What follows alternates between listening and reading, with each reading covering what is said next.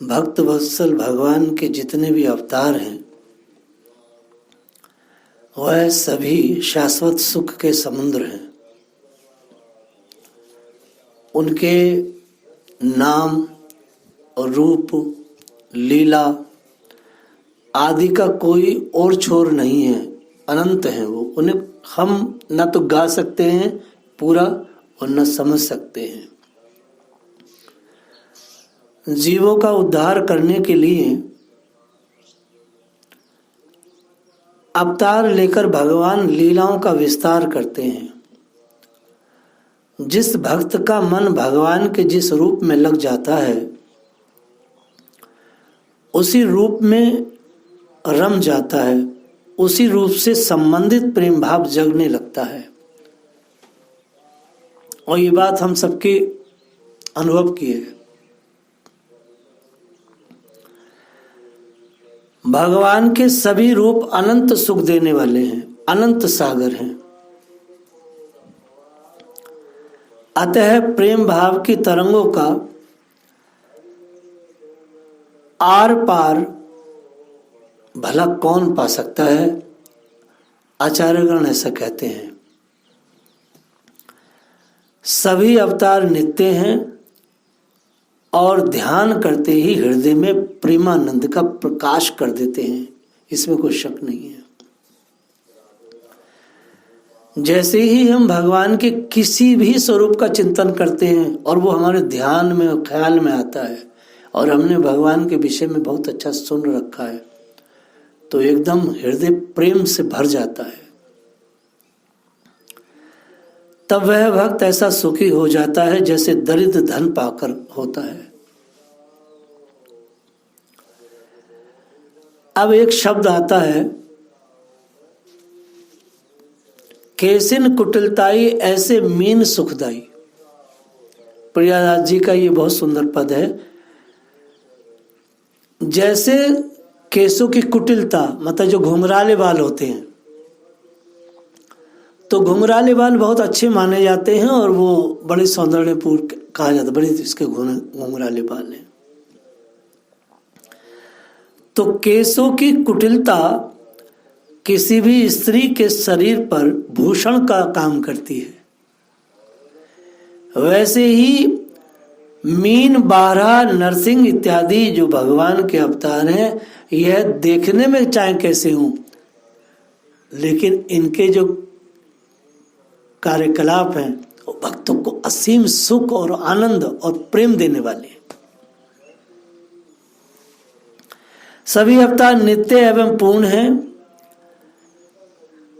इसलिए नाभाजी ने कहा कि हमारे गुरुजी ने कि ये जो मान्यता है, क्या मान्यता है कि बेटा 24 अवतारों की मणि को अपने गले में डाल के घूमो।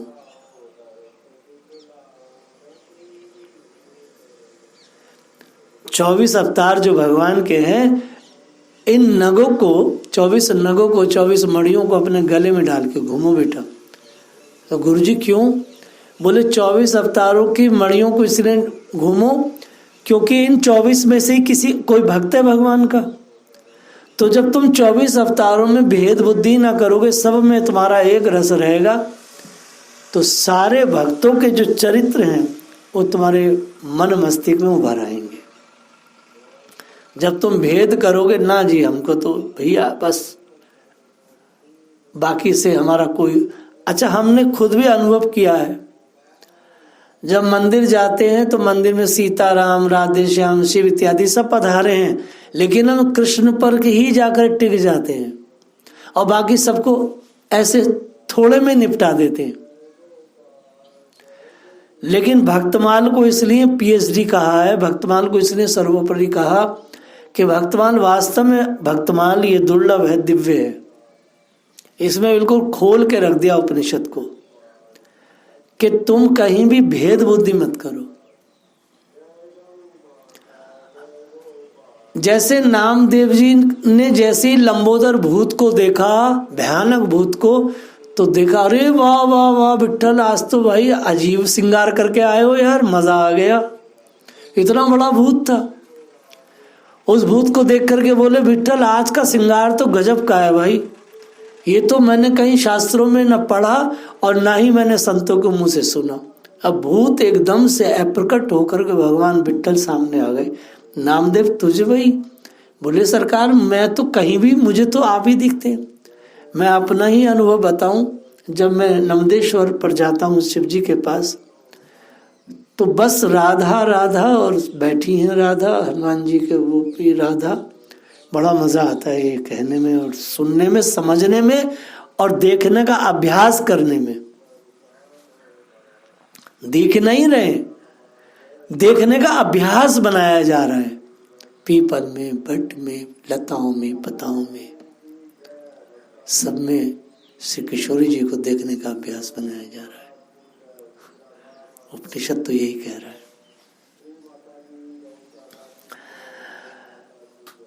इसलिए गुरुजी ने कहा कि बेटा ये हमारे ये मणियों को तो अपने जो है अपने हृदय में धारण कर ले। अब देखिए एक बात कह रहे हैं, गुरु को इतनी मान्यता उन्होंने दी,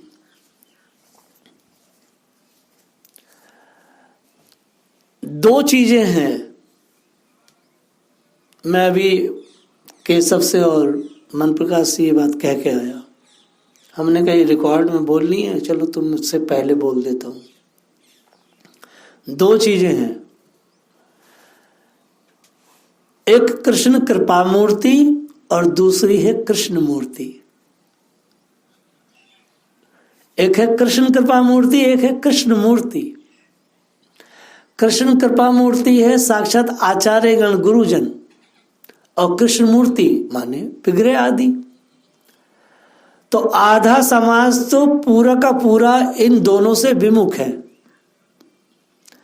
और आधे में आधे कृष्ण मूर्ति के पीछे हैं, और आधे में मिश्रित कृष्ण मूर्ति और कृष्ण कृपा मूर्ति के पीछे हैं। और उनमें से भी बहुनाम जन्मंत, उनमें से भी मनुष्य नाम सहस्त्रेषु कुछ ही आत्माएं कृष्ण कृपा मूर्ति के पीछे हैं। और उपनिषद ये कह रहा है कुछ भी पद हासिल कर लो, महामंडलेश्वर बन जाओ, शंकराचार्य बन जाओ, गुरु घंटाल कुछ बन जाओ, जब तक मनुष्य का इस प्रकार का प्रशिक्षण चेतना का ना होगा कृष्ण कृपा मूर्ति के पीछे खड़े होने का, तब तक उसको कृष्ण मूर्ति कहाँ दिखाई देगी, कहाँ मिलेगी, कैसे प्राप्त होगी। और हम सब भ्रमित और भटक रहे हैं। इसलिए कबीरदास जी ने कहा कि जो कील के आसपास अनाज के दाने दबे रहे, छुपे रहे, पकड़े रहे, बस वो ही बचे रह गए, नहीं तो दो पाटों के बीच में साबुत बचा न कोई। ये उपनिषद की बात है। तो मैं यही देखता हूं कि बहुत कम लोग कृष्ण कृपा मूर्ति के पीछे हैं। जब हम किसी अंग्रेज से बात करते हैं, अरे भाई तुमको क्या लग रहा है इस्कॉन में, कहते कृष्ण कृपा मूर्ति, ऐसी भक्ति वेदांत स्वामी प्रभुपाद, यही हमारे हैं, बाकी कृष्ण को तो हम जान नहीं पाएंगे। इसलिए वो टिक जाते हैं भक्ति में, जहां देखो वो प्रपात करते हैं, इसलिए वो पक्के परमानेंट टिक जाते हैं। और हम लोग धीरे धीरे इतने अपराधी हो जाते हैं, प्रपात का नाम लेना छोड़ना सब छोड़ करके बस कहते हैं भाई बस राधा राधा करो बस। और मैं परसों के प्रवचन में कह रहा था कि हमारे जैसे छदम लोग अभी श्री कृष्ण भक्ति से करोड़ों मील दूर है। हमारा काम तो आचार्यों से ही चलेगा, कोई कितना उड़ ले कितना उड़ ले। आइए भगवान के चरण चिन्हों की बात करें। इसके बाद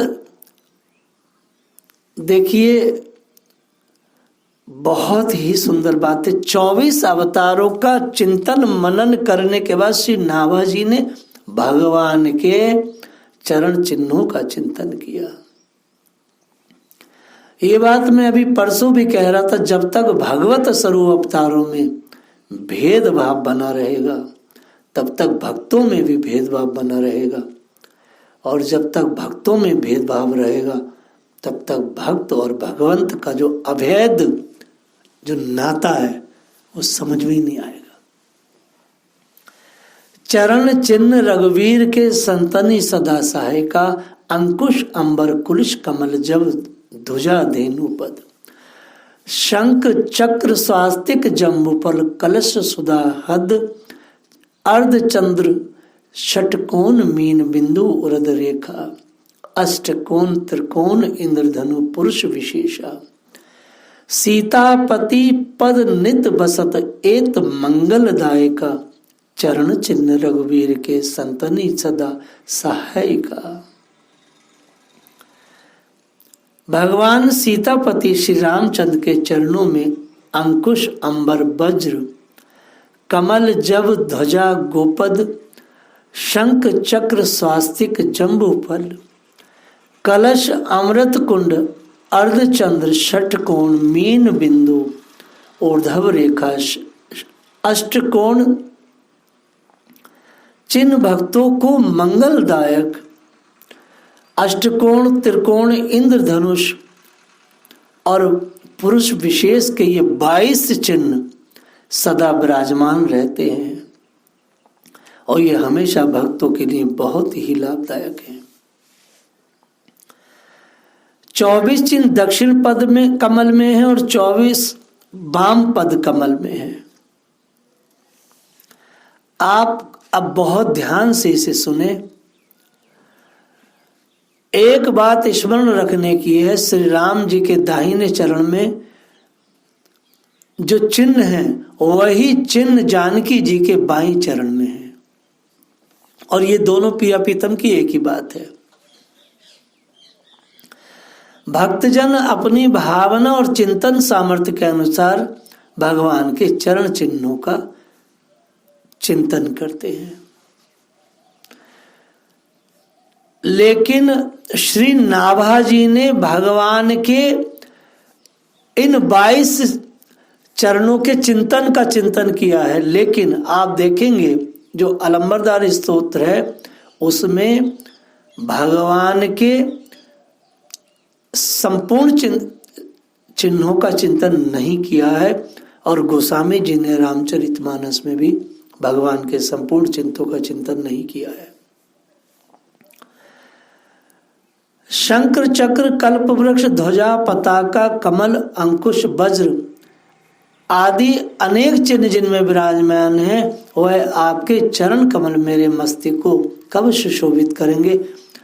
यह तो 7 की बात है, और गोस्वामी जी ने मात्र 4 चिन्हों का ही मानस में वर्णन किया। ध्वजा कुलिस अंकुश कंज युद्ध, बन फिरत कंटक किन लहे पद पंकज द्वंद मुकुंद राम रमेश नित्य भजा मही। लेकिन नाभाजी ने 22 चरणों को मानस में अपने भक्तमाल में वर्णन किया है। नाभाजी ये कह रहे हैं कि भक्त का जितना रोग है उस रोग के अनुसार वो चरण चिन्ह का चिंतन करे। किस आदमी को क्या रोग है,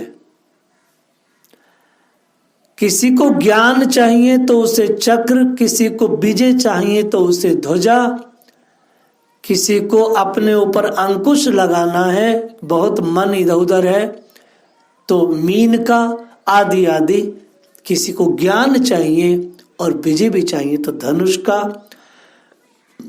कोई भगवान के एकदम नित्य सानिध्य में रहना चाहता है, वो भगवान के आवरण में रहना चाहता है, तो उसे फिर षटकोण का त्रिकोण का चिंतन करना चाहिए। षटकोण और त्रिकोण के चिंतन से व्यक्ति हमेशा भगवान के ओरे में रहता है। श्री नाभाजी ने भक्तमाल में भगवान के 22 चिन्हों की वैज्ञानिक दशा और इनका आवरण का बहुत विशद व्याख्यान दिया है, उसको ही प्रियादास जी ने बढ़ाया है।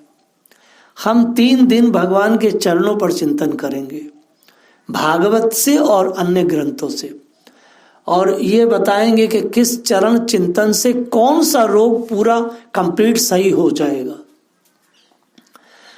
हम में से हर आदमी जाकर के बिहारी जी का, लाडी जी का, नंदलाल आदि का दर्शन करता है, लेकिन हमारे जैसे बेवकूफों को पता नहीं जो रोग हमारा है वह रोग भगवान के चरण, वह रोग भगवान के मुख कमल से सही नहीं होगा। वह रोग तो भगवान के चरण कमल के चिंतन से सही होगा। परम पूज्य प्रातः स्मरणीय डोंगरे जी महाराज कहा करते थे, भगवान मेरे स्वामी हैं और भगवान मेरे स्वामी और स्वामी से निगाह मिलाने की मेरी सामर्थ्य नहीं है, क्योंकि मैं अपराधी और पापी हूं, सो मैं भगवान के चरणों को ही देखूंगा। ये उनकी धन्यता है। इसका अर्थ यही है, जब आप साधारण से कोई अपराधी होते हैं, थाने में चले जाएं तो कोतवाल आपको कुछ कहे तो आप हमेशा नीचे देखते रहते हैं, बड़े अधिकारी के मुंह पर नहीं देखते, डर जाते हैं, आप नीचे देखते रहते हैं। तो भगवान को कैसे कोई देखे ऐसे? तो सदैव भगवान के अपनी निगाह भगवान के चरण चिन्ह पर लगाई जाए। और उपनिषद ये कहता है कि संपूर्ण भगवान के चरण चिन्हों का भी कैसे चिंतन किया जा सकता है, ये भी बड़ा गलत है। तो इसलिए कहा उन चरण चिन्हों में भी जो तुम्हारा रोग है उस रोगानुसार एक कोई औषधि को अपने जीवन में ले आओ। आपके चिंतन में बस वो ही चरण चिन्ह आपका घूमना चाहिए, ऐसा एक ओरा बना लिया जाए, आप ऐसा प्रशिक्षण हो जाए कि भगवान बस वही चरण चिन्ह आपको दिखाई दे। गोसाई जी ने पूरे जन्म 4 चरण चिन्हों का ही दर्शन मेला किया, क्योंकि गोसाई ये जानते थे कि मेरा रोग क्या है, इसलिए लगातार वो 4 से निकले नहीं। कोई वैष्णव 2 या 3 रखते हैं, लेकिन कई वैष्णव ऐसे हैं 7 या 8 चिन्हों को अपने उस चेतना में विकसित करते हैं। ये एक बहुत ही महत्वपूर्ण आज ये बात कही जा रही है कि भगवान को अगर साधना है तो भगवान के चरण कमल के किसी एक चिन्ह को साधो। देखिए, आप बढ़िया बढ़िया बादाम पिस्ते यदि खाएंगे और संग्रहणी होगी तो फिर आपको वो पचेंगे, आप तो उनको मल में त्याग देंगे। लेकिन अगर आप अपना रोग सही कर लेते हैं तो फिर कोई बढ़िया चीज खाते हैं तो पच जाएगी। वैसे ही भगवान के रूप को पचाने के लिए और चेतना में उसको संभालने के लिए आपके पास सामर्थ्य होनी चाहिए, आपके पास योग्यता होनी चाहिए। आप उसे संभाल तो लेना। जैसे भगवान ने विराट रूप दिखा के अर्जुन से कहा, मैंने तुम्हें दृष्टि दी है तभी तुम मेरे विराट शरीर को देख पा रहे हो। अर्थात तो इसलिए अगर हम भगवान के श्री चरण कमल के कोई एक चिन्ह का दिन रात चिंतन करें और उसका सॉफ्टवेयर ऐसा तैयार हो जाए जो हमारे शरीर में व्याप्त हो जाए, तो वो एक महा औषधि का काम करेगी। जब वो औषधि लगातार खा पी करके हम स्वस्थ हो जाएंगे, चेतना विकसित हो जाएगी, तो भगवान का रूप लावण्य, भगवान की और चीजें, भगवान का गुण इत्यादि, तो वह सब हमारी चेतना में, हमारे मन में, मस्तिष्क में स्थायी होने लगेगा। तो हम लोग कल ये सब चिंतन करेंगे कि कौन से भगवान के चरण चिन्ह से हमारा क्या मंगल होने वाला है। क्योंकि जब देखिए, भक्ति सिद्धांत सरस्वती गोसाई पाद कहा करते थे कि भक्ति करना अच्छा है, लेकिन अगर भक्ति को तुम तात्विक और वैज्ञानिक पद्धति से करना और प्रशिक्षित यदि हो जाओगे गुरुजनों की कृपा से, तो ज्यादा कल्याण होगा। तो भगवान के श्री चरण कमल का जो चिंतन है और भगवान के चरण कमल का जो आश्रय है वो हम सब के लिए बहुत ही मांगलिक है, बहुत ही मंगलमय है। जय श्री राधे।